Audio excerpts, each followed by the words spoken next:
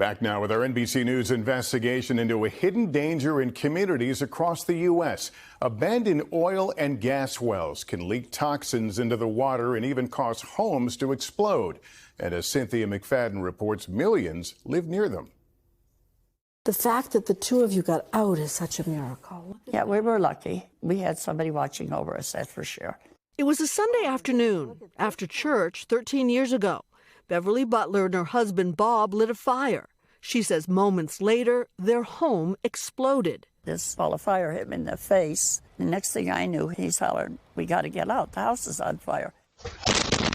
Like the house that blew up over the weekend in Plum, Pennsylvania, the Butler's home 3 hours north in Bradford is surrounded by old, abandoned, and unplugged oil and gas wells. The Butler's fire was so intense, investigators said they could provide no conclusive explanation for the gas explosion. And the cause of the explosion in Plum is still under investigation. Though Pennsylvania officials told NBC News abandoned wells are being looked at as one possible cause. The dangerous remnants of 100 years of searching for oil and gas, often dug by companies now long out of business, leaving open holes which can cause toxins and dangerous greenhouse gases to leak into water supplies and, in some extreme cases, cause explosions. Nearly 5 million people across the country live within a half-mile of one. So that's the well? Yep, yeah. Well, I mean, it just looks like a pipe. Like this well, leaking methane.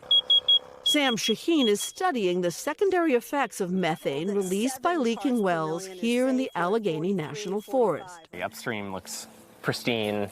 And then suddenly it turns orange. Yep. That's because methane leads to the release of arsenic. The arsenic concentration I measured in here was almost twice the EPA limit for drinking water. How long has this well been here? Oh, probably 150 years. Ed Atwood's well water was contaminated by long-abandoned oil wells on his property. His only option, connect to the town's water system.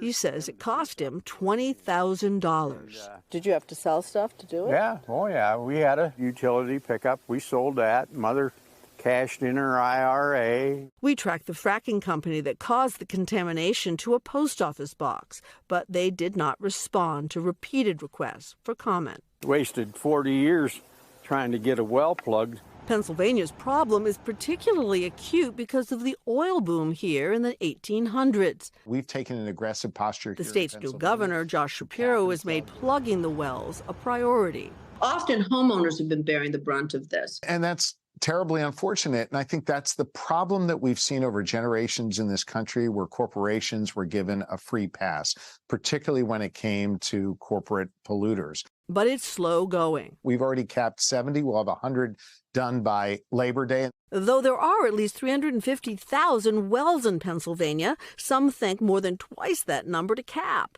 at a cost estimated to be over $17 billion. Yes, it'll be costly, but it's also something that can help us combat climate change. As for Beverly Butler, she wants answers. The kids kept telling me, "Mom, there's something else he's got in store for you, something else you have to do." And I kind of figure maybe this is it, what he wants me to do. You see this through.